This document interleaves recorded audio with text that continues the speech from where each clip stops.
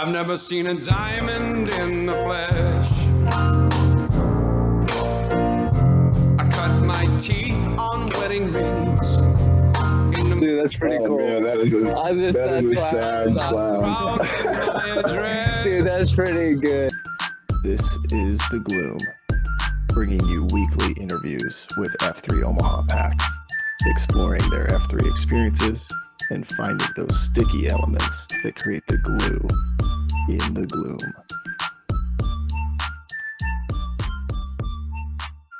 Shout out to our sponsors: Major Team Mortgage, Omaha Laser Dentistry, Exclusively Eye Care, Liberty Core Real Estate, Avier Wealth Management, and Apex Men's Clinic. We appreciate their support. Hey, are you the type of guy that likes to get up early in the winter to battle your jester? Do you love listening to people drone on and on and on about COVID in the gloom? Would you trust your vision to a guy nicknamed Cataracts? Well, if the answer to any of these questions is yes, fellas, you have bigger problems than you think. Dr. Cataracts, aka Dr. Wolf, can't solve all of your problems, but he can certainly help you solve the problems related to your eye health and vision. You will find many F3 principles throughout his practice. Check him out today at Exclusively Eye Care. Now let's get back to the gloom. And we're back. Oh man, this guy, we happen to be both wearing matching Hawaiian shirts today, which I don't think is a coincidence. He's just kind of my soulmate. I've always wished I was as funny as this guy. And also have gotten to know this guy over the last couple of years, just really enjoy his friendship, his leadership, also just how he leads the packs. I think he's done some fun stuff, maybe some turkey hunts here and there, and just keeping things going. Former site Q at the Helix, and I got our man Motorboat. Good to see you, my friend. And why don't you just start us off, talk us through that journey, and then would love to hear your take on the first workout. Yeah, dude. Random story, like most of them are. Toto was a friend of mine outside of work. We actually used to work together years ago down in Kansas City right after we got out of college. Was working for the same contracting shop down there. Got to know each other, did some team building stuff, and had a lot of similar interests. And then that company kind of took us down different paths, and didn't really stay in touch or connect for probably like 6 or 7 years. We had moved back to Omaha from, I think, Pennsylvania maybe at that time, after our first kid was born. And I'm working on this data center project in Sarpy County, and I'm sitting in this meeting, and all of a sudden I see Toto walk in. I'm like, oh my God, how you been, buddy? So we caught up, and then we would bounce, back and forth into each other's work sphere, if you will. And then eventually we were doing this community service volunteer effort for the job site. Mm-hmm. And we go out and have a couple beers afterwards with everybody. And I was like, man, what have you been doing to get in such good shape? Like, I can tell that you really got after it lately. Because Trent was never a big guy, but you could just tell he was like really getting after his first F. And that was then like right off the top, he just rattled off like the core principles and the mission statement. I'm like, what kind of cult is this guy trying to get me into? But it was awesome. He was very, cool about it. And we had just had, I think that would have been our second kid. So it's kind of in that, new parent phase where you're just trying to keep your bearings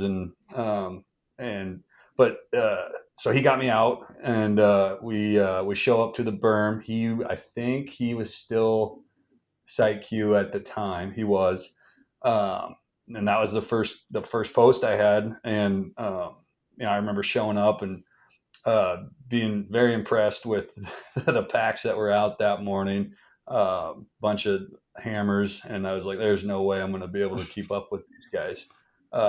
But the leave no man behind concept rang true, and they helped me get through it. And then yeah, that was the first post. You remember who was queuing it all, or what was the workout? I do.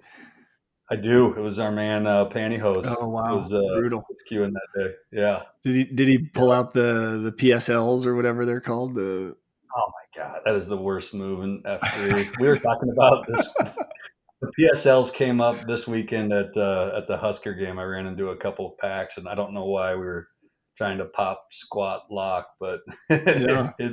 yeah, they follow you It's everywhere. a common move when you see a fellow PAX member in the wild. You got a fist bump and then PSL. Maybe that's especially if you're a Yeah, Nebraska fan, right? Because Pantyhose created that. I'm sure out of his Iowa background. yeah, yeah. Sounds right. What? So do you remember the first workout being like? So you mentioned it was tough for you, but do you remember like?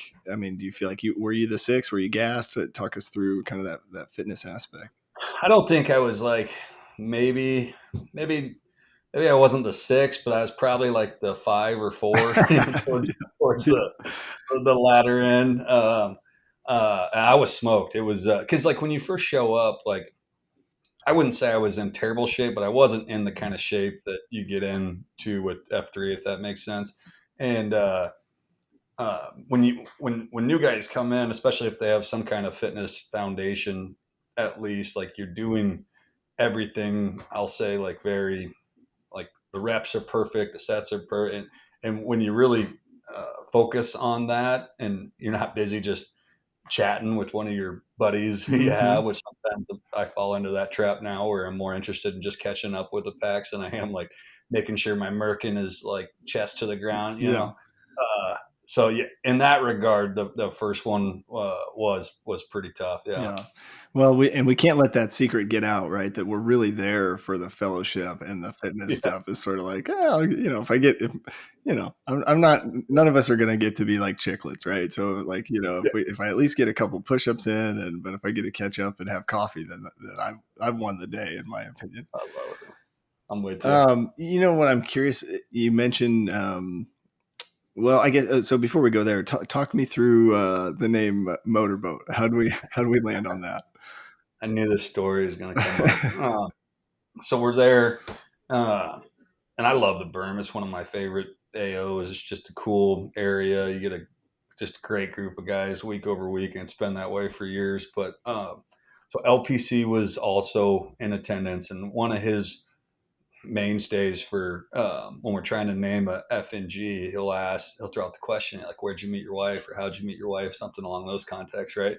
Uh, and so that question comes up, and it's kind of not intimidating, but you're standing in the middle of the circle, and you get like all these questions, and you're trying to like be somewhat engaging with all of them, but then so your head's spinning, right? And so that question comes up, and well, we met after college at a lake party out in Fremont, and yeah, the rest is history. And then somebody else, I don't remember who, but someone said, "You motorboater, you motorboating son of a bitch," and then stuck, I guess. Oh, I love it, man. It's a good name, and you've got it just comes with its own call sign and everything, right? Oh That's yeah, awesome. yeah. Well, kind of where I was going before, talk us through like your journey, and I guess I would be curious, where did you grow up, and then how'd you get to Omaha, and I guess if along the way maybe include like did you play sports, like kind of how'd you get to be this kind of stallion that you are today? Yeah. Oh, you're too kind. No, so I grew up in Lincoln, Nebraska, northeast side of town. Went to high school there. My parents were both educators. Mom's a teacher, dad's a high school principal, athletic director. Grew up playing all the sports that a lot of kids do. Played football, wrestling, baseball through high school, and then hung up the cleats after I graduated. Though there was no next level Yeah. in my future. But yeah, so graduated from Lincoln, then stayed in Lincoln, went to the university down there for 4.5 years, to a little victory lap on the back end, and then after that, started working with Kiewit Construction, and they're big, top 5 ENR company who, headquartered in Omaha, but they do projects all over the world. And so my first stop with them was Arkansas, Northwest Arkansas. Okay. Did a couple bridges down there, and then I jumped over to their power generation group, which is based out of Kansas City. Spent some time there, then moved to Homer City, Pennsylvania, thriving metropolis of about 1,200 people. So yeah, I spent 2 years of my life there, like, what would have been like 24 to 26. And then at that time, though, I guess I should say that my wife and I started dating when I was in Kansas City. Okay. And we always called it like a medium distance relationship. We would always see each other on the weekends. And, I'd drive up probably 3 of the 4, and I'd get her down to Kansas City 1 of the 4. So that was kind of that was our love story for a while. And then once I moved to Pennsylvania, that's when we got engaged and married. And then she eventually came out there. And then her and I moved to, I think New Jersey was next. We were right outside New York City on the Jersey side. Wow. Pretty cool place to live when you're, young and you got free time to go explore and do stuff. We had a really good time there. Jersey gets a bad rap, but there's parts of it that are definitely worth checking out. And then after that, our marriage, we started getting more serious, talking about starting our family. And so then we moved back to Kansas City. She had our first kid, who's 8 now. And at that point, we were looking to probably stay there for a couple of years. But then as it goes in our industry, we got a job and opportunity popped up. They wanted me to move back to Scranton, Pennsylvania, home of Michael Scott in The Office. Yeah. That was not in the cards for us. So then I was like, all right, we got to figure out some moves here. So reached out to some connections back in Omaha and Lincoln. That's close to her side and mine. So it was a good fit. We wanted to be close to family and raise the kids in somewhat close proximity to the grandparents, and kind of just not have the threat of moving again hanging over our head, which is kind of that's the way that culture works. And with that company, it's a great company, but not what we were looking for. So we uproot from Kansas City, moved to Omaha, started here in 2016. Been here ever since, working for a shop in town now. That's awesome. And now you got a corner office and you get to wear Hawaiian shirts whenever you want, right? That's sort of the dream, right? I mean, It's so glamorous. So I'm like out on the job site, and it might look like it's a trailer, so let's not get too far. Yeah. Well, good thing it's just a podcast, right? We won't show them the video footage. Well, I love that. It's so cool to just hear kind of that journey, as life was going on, and you've lived a lot of different places. I feel like, and I almost feel like you maybe picked up a Jersey accent a little bit. I don't know. Just a little bit I hear in there. I don't know. Just a little twang, maybe. Yeah, that's awesome. Well, I love that. And I guess I'm curious, from like kind of on this first F theme, just thinking about your fitness journey, like, did you stay active throughout all those moves, or like what up until you started F3, what was your, like, how'd you stay fit from a physical fitness perspective? Yeah, like still doing like, like rec sports. I'd play pickup games at, whatever rec center we could get enough guys to go to. And, we would do flag football and different team building events. When we would do these jobs, we'd bounce all over, but you don't know anybody. Mm-hmm. So basically your coworkers are your friends. So you get really good relationships with the people you work with.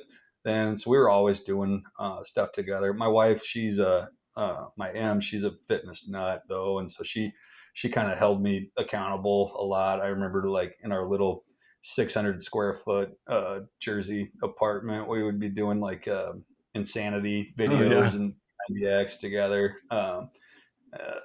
Used to do some road biking, some outdoor running, although never quite at the Plague's level. Sure. 3 miles is about where motorboat taps out. But yeah, so just doing, I would say I was kind of your constant first F, like yo-yo guy. Yeah. Like I'd get real Pogo into 40 kind of thing. For 6 months. Yes. Yeah. Pogo. Thank you. I'd get real into lifting, then I'd stop, then I'd run, then I'd stop, then I'd find. I was always just finding something different to try to keep the pounds from stacking up. That was kind of the main priority. Yeah, for sure. Well, and I love those Insanity and P90X videos. I always found myself competing with. They always had a guy with a prosthetic leg, and so I was always like, if I can do as many reps as that guy, I Yeah, can maybe, I remember that. But he was Yeah, always a hammer. Like you're like, how is this guy, just yeah, he crushing? was shredded. Yeah. Oh man. Well, I think that's really cool just to have some accountability right from your M a little bit with that, right? I mean, I think it's we don't all have that, and so that's cool to hear as you were going along the way. Talk us through. So you start F3, you're at the berm on a Thursday. I'm sure you just got smoked by pantyhose, whatever he threw together. Were you in at that point, and you're like, did you go Friday, or what was kind of your progression to post that second, time? Yeah, no, I was in like pretty well. Like it was kind of what I was looking for. I didn't. If you would have asked me like, would I be here, 2.5 years later, I would have, based on history and the pogo method I was explaining, probably not. But it was what I was looking for at the time, Mm-hmm. and it certainly stuck. It's just you just find like you know, such a great group of guys who you build relationships with and you get to know, out in the gloom. And it's been a great, I don't know, it's not like a separate life, but it's just a separate part of my life that happens when I can just put all my attention into what I'm doing and who I'm out there with in the morning. Cause like as soon as you pull out of the parking lot from one of the AOs, like you're checking the calendar, you're looking to Mm-hmm. see what you got on deck for the day, you're helping, get diapers changed and kids off to school, and you're putting that dad hat on. It's such a nice time in the morning to have a little time for motorboat. Heck yeah, I love it. And something else that I just thought of. Don't you go to church with Tater? Do you? Oh So yeah, okay, yeah. I remember him early on being like, "Well, now I got to figure out how to call him by his F3 name at church." That was kind of. I remember He that. hates that. I'm like, just go with like MB or MB, something. yeah, yeah. Figure it out. Uh, Yeah, you yeah. just got to go No, that in, was. do the whole I, time. Well, and so like I didn't know like the structure and what a Nantan even was when I first started. All I knew was like, and so it would have been like I don't know, maybe the second or third time I posted at the berm. I'm like, oh, that's Adrian. And so I just went up and talked to him, and then they're like, well, how do you know Tater? I'm like, well, we go to church together. And then I realized later that he was one of the early guys and Yeah. leads a lot of the aspects of F3. I'm like, oh, that's pretty cool. Yeah, I love it. Well, and then I guess the other thing I'd be curious about, where did you find like your groove? Like, did you start pre-running, or did rucking become a thing, or did you like the coupon sites? Like, where did you kind of find your sort of space within all the different fitness offerings? Yeah. Yeah, no, it's a good question. I don't know if it was like, I don't think it was probably like, oh, I really, made because the conversations on pre-runs are always obviously great, and there's so much different stuff out there. But for me, it was like getting looped into the text messages. Mm-hmm. There's like however many different texts go out the night before, and kind of following like some of those little groups around, like where's Truly going, where's LPC going, where when you get looped into that stuff, and the guys kind of start including you on some of those I'll call it like pre-plans the Mm-hmm. day before. That's what really kind of got me connected, Yeah. if that makes sense. Yeah, for sure. And then you're like, well, wait a minute, you guys are waking up at 4 a.m. to go do stuff? Like, I Yeah, thought it started yeah, at 5:30. yeah. Yeah. We're pulling it left. Right. Oh, I love it. And well, I guess I would be curious, like, how do you feel today? Like, where are you at from a fitness perspective? Do you feel like you've been able to maintain or accelerate in that area? Oh yeah, no, I'm night and day better off than I was 2.5 years ago. I mean, I just feel very fortunate I just found F3, or F3 found me at the perfect time in life. I got a 8-year-old, 6-year-old, and twins who are 3. And so right after I guess it would have been after the twins were born that I had started. And that was when, that was a lot, like a big tidal wave coming at Yeah. you. So if I wouldn't have had F3, yeah, I would have been a lot further Yeah. behind than I am. When you got another on the way too, right? I'm just kidding. No, we're done. We're done. Not Done. that you know about, right? No, I'm kidding. Yeah, no, medically, surgically That fixed. boy, there you go. We're having those conversations at my house too. If that's going to be the next, but I'm all Well, natural, you know. I don't know. I know. I was in your steps, dude. It was like we were like really good with the two that we had, and it was like, all right, we'll round it out and we'll do 5. And we show up to the first ultrasound, and they're like, "Congrats, you're having twins." I was like, you're joking with me. Yeah. Looks me straight in the face. Like, we don't joke about that, sir. I'm like, okay, I guess. That's funny. I love it. Well, I'm curious too, as you're thinking about fitness and fellowship, and you kind of mentioned like the pre-runs and getting included on some of those group messages. But so you came in, you knew Toto. Were there other guys that you kind of already knew, or how'd you go about kind of building friendships in the group? Yeah, I think some of it was just a friend of a friend, and then once I started F3, then I would talk about it with people, and then they're like, "Oh, do you know such and such?" And then it's always you're in that weird spot where like you don't know what their hospital name is, but like a guy like Obi-Wan. I work with his uncle, and I have for a long time, and I don't know Henry Kenobi. I know Obi-Wan. Yeah, right. So you start just eventually making like all these different connections that you didn't even really know about, but they were always there, which is kind of fun and it's still fun, even when you like you were talking about earlier, you go down to Lincoln and you see a PAX in the wild. It's always fun. Yeah. Yeah, I used to always use the roster. Now you can use PaxNet, right? You see a guy and you're like, oh crap, I know his F3 name, but I don't know. Yeah, the PaxNet. I can't say your real last name. I can never Allamager or Allamagan. Yeah, close enough. No, you're not the only one. Don't worry about it. Well, talk us through like with the family structure and everything going on. Where'd you find kind of time to build those friendships? Like, what was the big second event for you? Was it happy hours or coffee or just during the workout, or where'd you kind of find the space to deepen those relationships? Yeah, I've done a few of the second F, like happy hours, helped out with T-Swiss golf deal. I'm trying to think what else. Some of the other opportunities, but honestly, most of it for me happens either during the beatdown or after at coffee. Mm-hmm. I'm a site coffee aficionado. Obviously, being former site Q at the Helix, that was one tradition there that definitely wanted to carry on. And I feel like guys are just a lot more likely to stick around Mm-hmm. and join in on some conversation if you just have it in the back of the truck and can set it out for the guys. So, but yeah, coffee after a workout, there's something special about it, I think. Yeah, for sure. Totally agree. I think it's that moment, like you get in your car to drive to coffee and it's sort of like, I probably should go home, Left or right? Yeah, Yep. but if it's on site, you're just like, well, heck, I don't even have to go to my car, right? Yeah. Unless it's Yeah. middle of summer and you got to put that third shirt on. Exactly.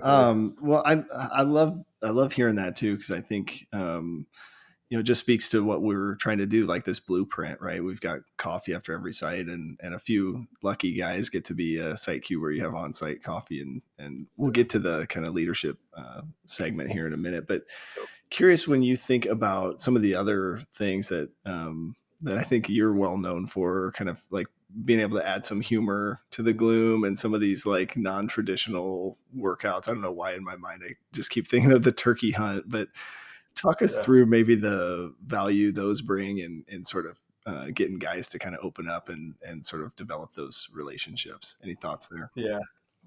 Yeah.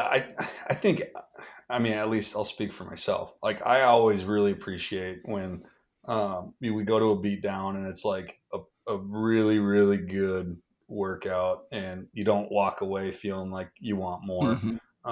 And I also always really appreciate when you can tell the guy leading put some planning and thought into, hey, are the guys going to need to get the heart rates up? Let's mix in a little run, whatever it is when you're on one when it hits you. Mm-hmm.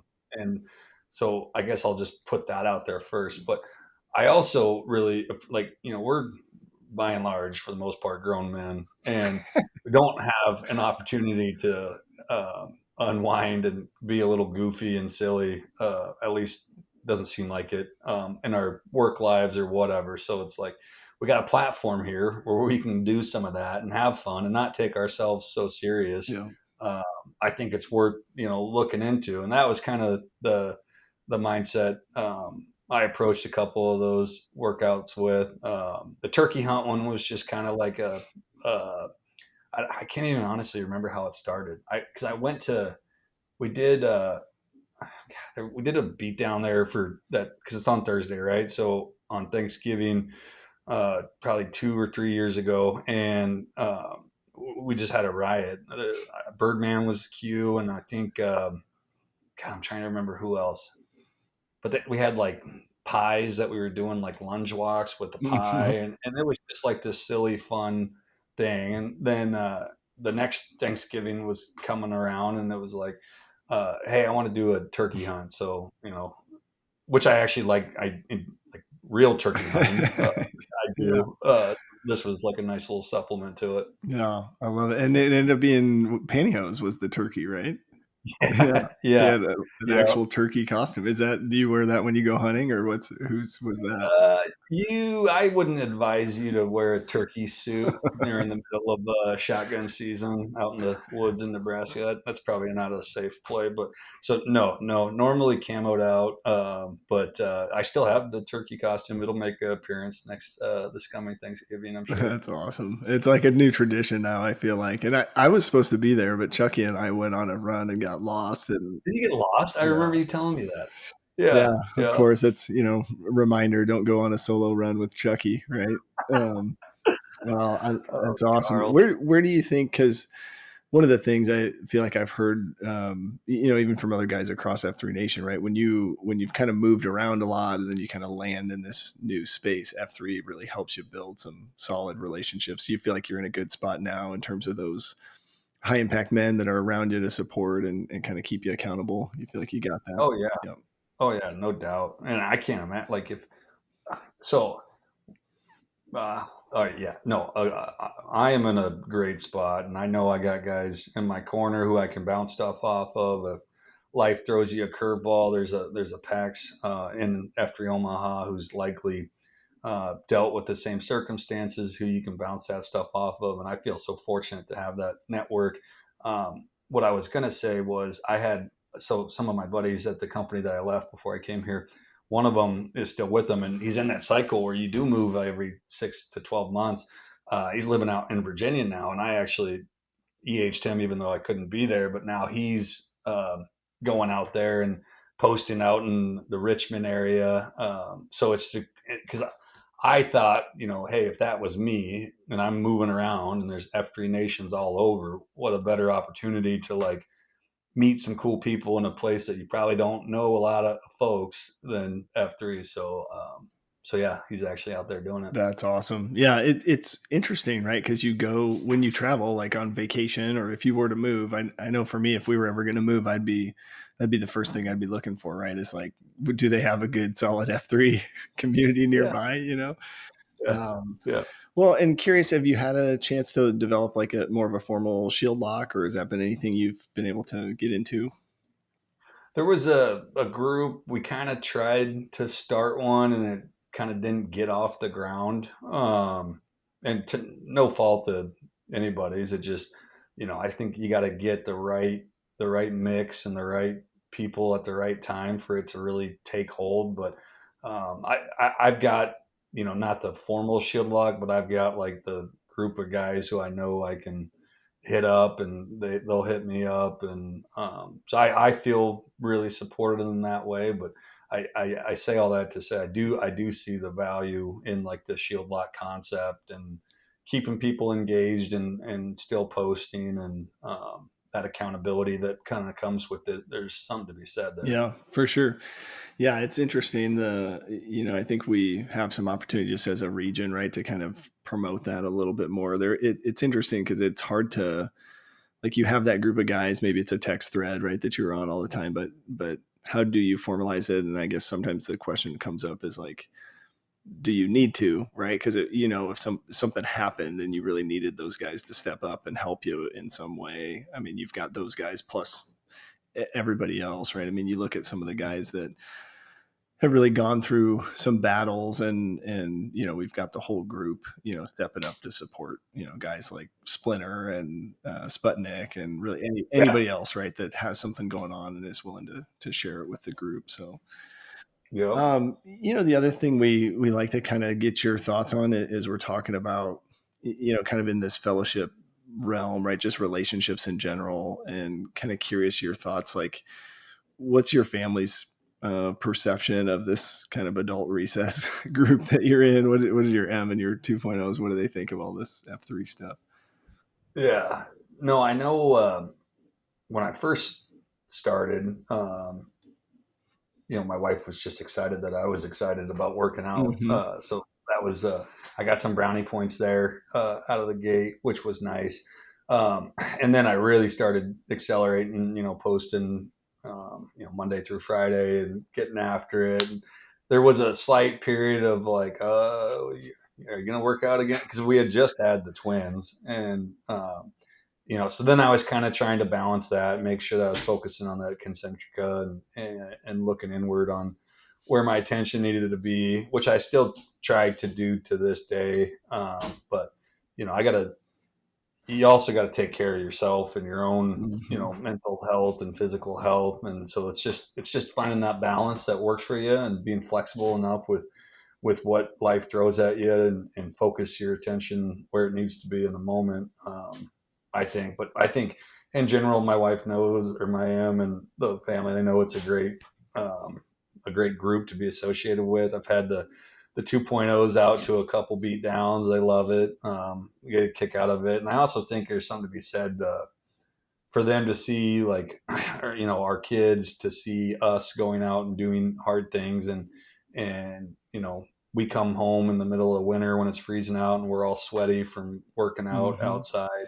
I just think that's an impression that is valuable to impose on those kids when they're at that young age. Yeah, for sure. Totally agree. Just leading by example, right? And being able to show them, Yeah. hey, it's important to, get out and take care of yourself. And also that, just kind of the community aspect of it and building friendships. Absolutely. I used to bring my oldest daughter out, and then she kind of said, Dad, I only go to these Father's Day things for you. And kind of we just landed on, okay, it's fine if you don't go. And I get a better workout if you're not there anyway. So, Yeah. No, that's great. Yeah. If she ever changes her mind, you'll be right. there. For sure. Well, curious if you've noticed, because with 4 kids and you mentioned with the twins, right? I mean, have you noticed, is it working for you? You feel like when you go, you're able to get home and sort of be on point, be what your family needs you to be? Oh yeah, no doubt. My mornings start off so much better when I get post in, and I'm like either awake, or my workout's done and I'm home before they get up, or like shortly thereafter, because I'm more alert and engaged, and I'm not just also rolling out of bed and trying to figure which way's up. Mm-hmm. Yeah, if I had to draw up my perfect morning, it's like go out, post, get home, have breakfast ready, maybe stop, grab donuts on the way. Yeah. There's no better way to start your day in my book. Heck yeah. Yeah. I had a morning this week where I slept in, and my whole day was just off, and I was Oh, just pissed that I was like, why did I sleep in? Just, yeah. but anyway, you can't go back in time. Want to get your thoughts too on the from a third F perspective, just thinking about kind of your journey, from a faith perspective, maybe growing up, and kind of what that's looked like for you over the last few years. Yeah, I grew up in a Christian household. I grew up going to Sunday school and um, being involved in the youth group at the church. We did some mission trips, so that was always a pretty big part of my life. But then as I got older, went to college, you kind of, or at least I kind of dialed that back a little bit as far as like the importance in my life, and making sure that I was putting God first and faith first. And but then once we started having our family, it's like, well, I want them to have some of those same values. So I dialed that lever back up. And one thing that I think, as I was thinking about this podcast and what I wanted to say in the third F was, I was, it's surprising to me how uncomfortable I was to say a prayer out loud Mm. to a group of guys the first time I did it. And now it's like you could call on me as we're doing the ball and man. No matter what, I'd be fine closing us out. But that wasn't the case when I had first started, and I think I learned a lot of that just from posting and seeing guys doing it, and getting more vulnerable and comfortable out there doing that. And it might sound like a little thing, but to me, it was a sign of growth and maturity that I don't think anyone should inherently be nervous about, but Hmm. I certainly was. So Yeah. That's so cool because it's like you said, it's so simple, but it's like it's one of those ways that just as a group being consistent in how we operate and do things, we give guys a chance to grow in an area that, I think I've said this on several recent episodes, and I know I said this in a men's book study the other morning, but it's just the value of prayer. We just oftentimes that's the last thing I go to, but if I'm reading the Bible right, it's probably the first thing I should be I should be doing. And so it's like that. Just teaching guys this super valuable skill, I think is really cool. And with the way F3 is kind of built, right? It's praying to SkyQ, or yeah, essentially whoever's yeah. praying, it's their higher power, which I think is good for us to be exposed to as well. But No, I love that. I love that. I remember reading the Free to Lead book, and um, talking about it's opened up all men of all faiths, and I think I couldn't agree more. I think it's great that that's kind of the crux of the deal. are you or someone you know in the market to buy a new home? Well, if so, check out Major Team Mortgage. They specialize in home purchase and refinance home loans. Their mission is to purposely empower people to experience their good life through building wealth with real estate. Showing up in the gloom is no different than showing up for a conversation around your future of building wealth with real estate. Join the action economy and get in the game with Sasquatch. Text or call John at 402-212-0149 to schedule a time today. Individual NMLS number 1393750. Company NMLS number 2478164. Equal housing lender. I'm curious for you when you think back over life, because you, as I'm hearing you talk, you've got this really cool way of just enjoying the process of life, kind of letting things happen as they happen. And I don't know, just kind of, to me, it's maybe like almost like a third F lens, but curious, like any challenges or like obstacles, hurdles, things you feel like you've overcome in life that have helped you to kind of have that mindset or perspective, or you feel like maybe you're just wired that way. Your parents kind of taught you to be that way.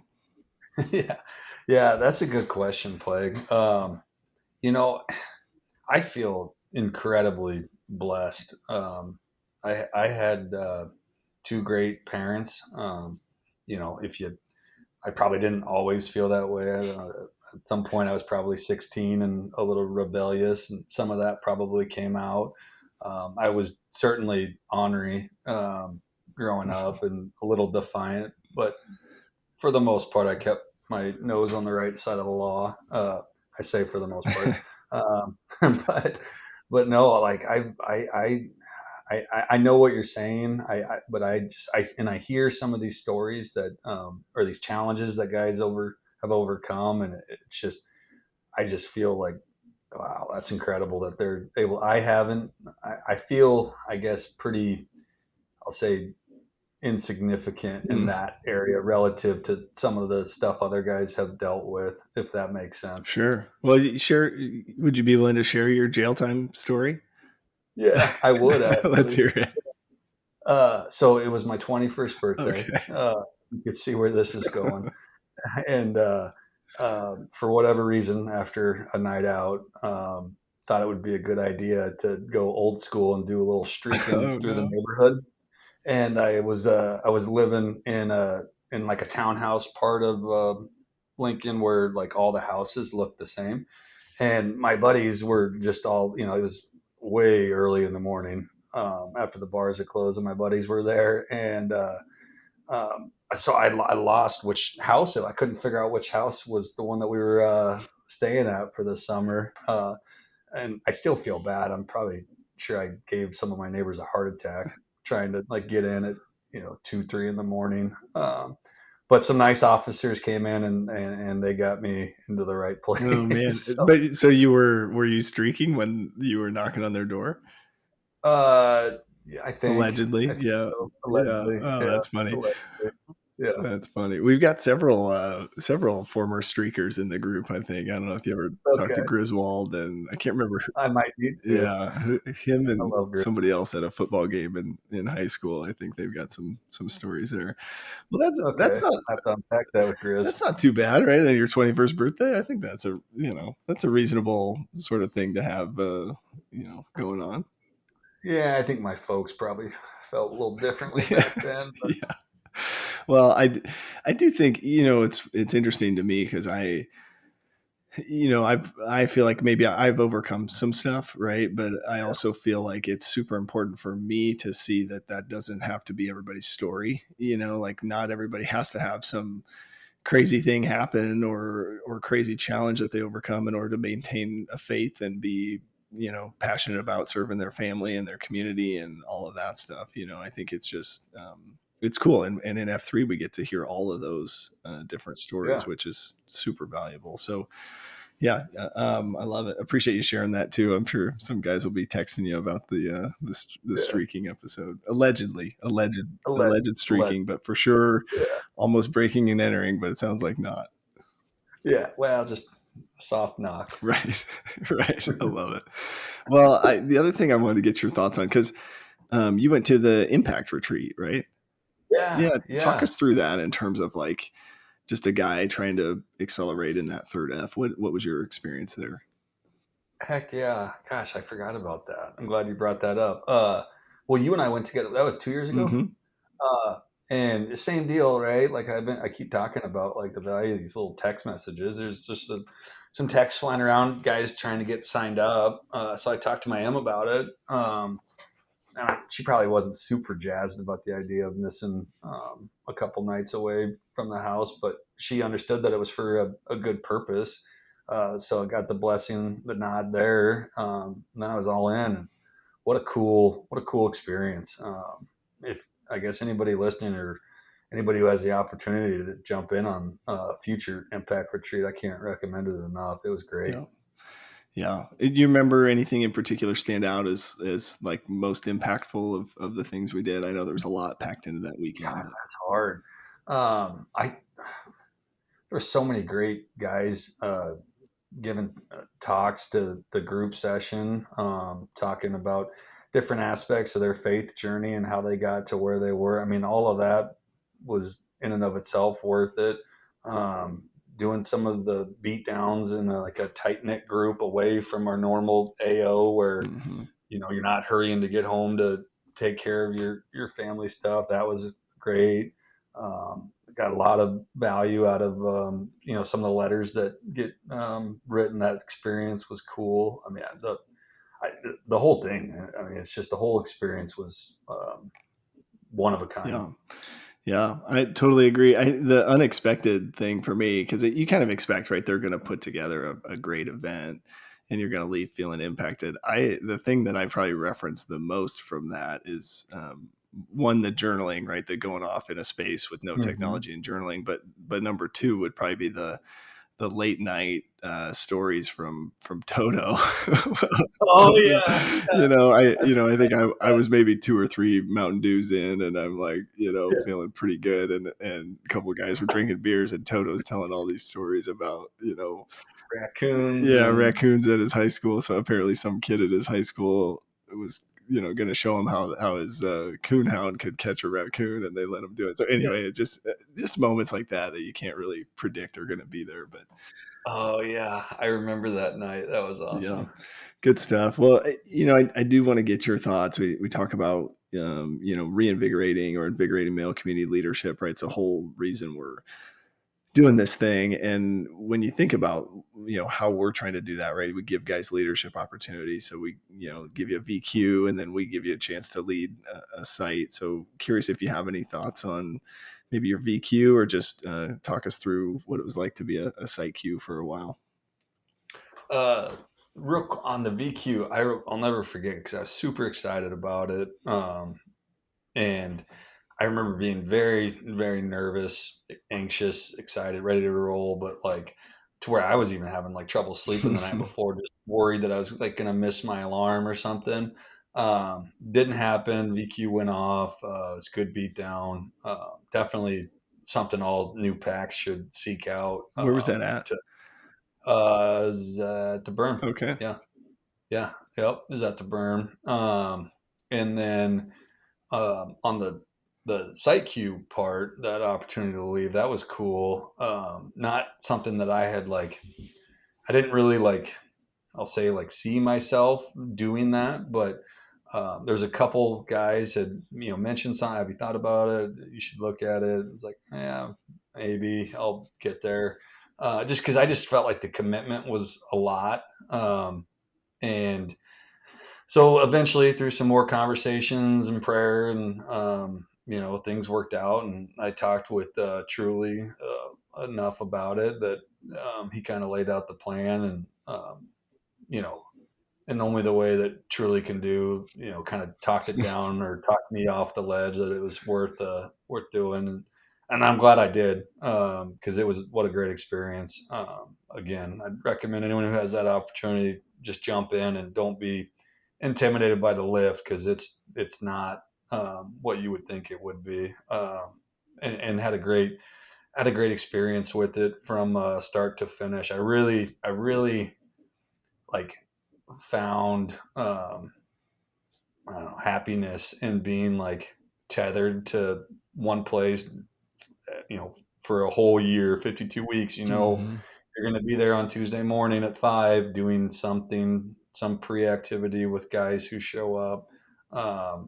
Just because that consistency, you come out the other side a lot stronger, I think, than you would have otherwise. And I guess that's probably true in life with just about anything. Like, that actively seeking out responsibility, I think, is a big thing. Yeah.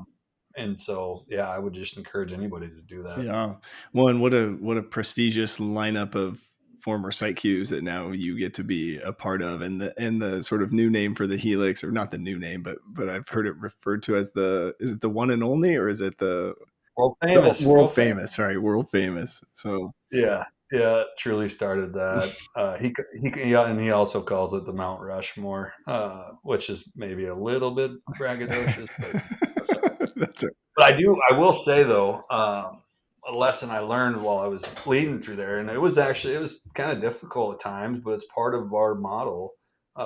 We had some expansion up north in that Bennington area, which is going incredibly well, Mm-hmm. but it pulled a lot of like the core group of guys, who were Tuesday regulars at Helix, to go help out there. And I do remember, at times kind of feeling like outside looking in, right? Because everyone's excited to go out and do the new thing, and you're kind of left behind. And so that was something I struggled with a little bit, but I reflected enough, and it was like, well, you got a great opportunity here. Yeah. You got your guys who are showing up here.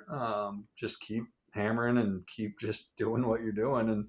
And like I said, there's something to be had about that 52 weeks where you're just nose down, kind of grinding through it, and you come out the other side a lot better. Yeah, for sure. Yeah, I'm glad you mentioned that. And most of that was Stripes' fault, right? He was texting guys saying, "Don't go to that world famous place. Come to my new Badger Point." Yeah. No, I'm curious if do you feel like you saw that kind of?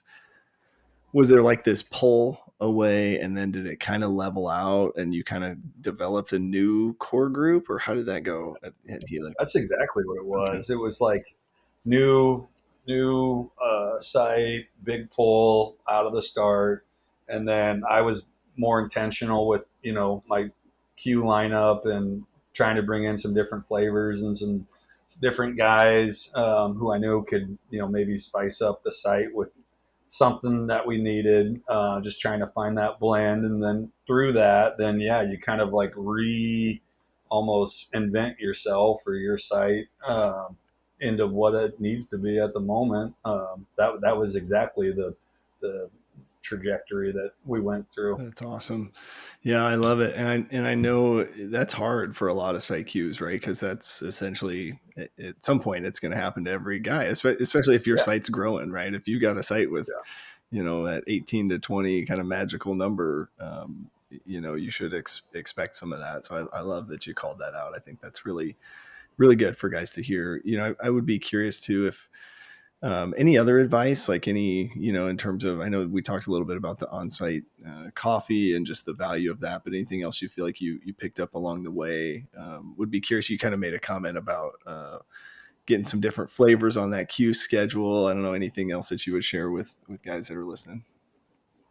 Yeah. I mean, we're like right on the cusp of like my favorite time in the F3 annual calendar. I love these next few months all the way through February. There's something about those cold, dark mornings where the group really, you just get these tight knit bonds in these winter months that are coming up. You get an opportunity to be outside when nobody else is out there. You're not mowing the lawn. And so it's a great time of year, I think, personally. So I would just say, don't be intimidated by like the, pending weather. Just dress accordingly. And I promise you'll be fine. Mm-hmm. We'll make sure that you're fine. Yeah. You'll warm up again at some point. Yeah. I remember being very nervous about like, I'll probably stop posting as much in the winter time, but I actually normally start posting more. So heck yeah, I love it. That's great. Solid advice. I love it. I couldn't agree more. It always, spring and summer always come back around, right? And then we're complaining in summer that it's too hot, and that's Nebraska, right? That's what we do. Yeah. Well, talk us through a little bit about Summer Catch. How did you land on him as a successor? Just because he's awesome. Yeah. No, like we had met a couple times, and instantly the guy had like one of those personalities that I just felt like is what the site needed. Mm-hmm. He is accelerating real quick with F3 and making the rounds on the different AOs, and you could tell he was very comfortable in his skin and could lead from the front. So it was to me, it was like a no-brainer. I was just hoping he'd say yes. Right.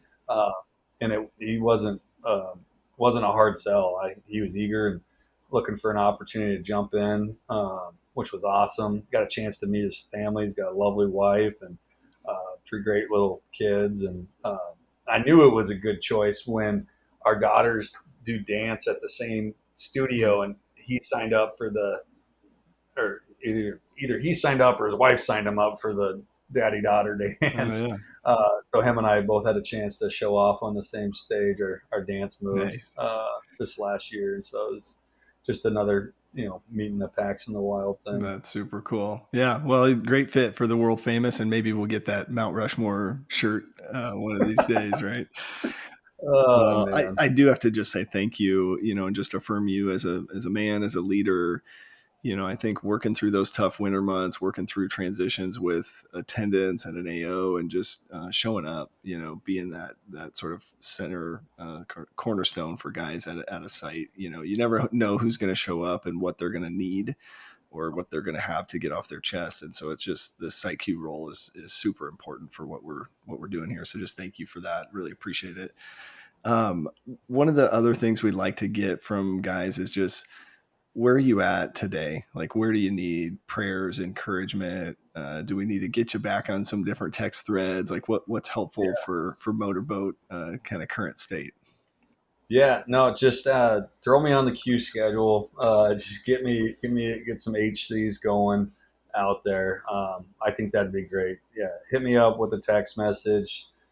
Tell me you need to meet up with me. Just make up something to make sure I'm still getting out and posting enough. Yeah.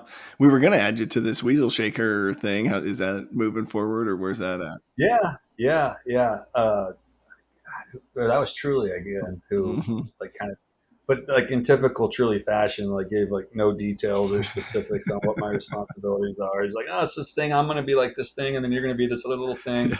and we'll just do the stuff, and it'll be fine, and it'll just work out. Yeah. So yeah, that was our conversation. He's sort of referring to himself nowadays as Lord of the Weasel Shakers. So I don't know what's going on there, but yeah, we'll have to get you in touch because definitely want to keep you involved on the leadership thread for sure. Heck yeah, man, that's awesome. Well, I appreciate you taking time to share your story today, and I would just encourage guys, if you don't know Motorboat, if you hadn't had a chance to get out and get next to him, shoot him a text. You got his phone number; it's out there in PaxNet.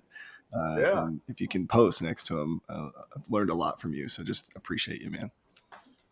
Yeah, thanks for the opportunity, man. Let's do a little NAMO here to close us out. I'll start here. Brandon Flehardy, 38, The Plague. Alex Alamane, 37, Motorboat. And I've given you some feedback about, you got to get into this motorboat thing. It's one of the coolest call signs. So appreciate you, brother. Have a good rest of your day. Yeah.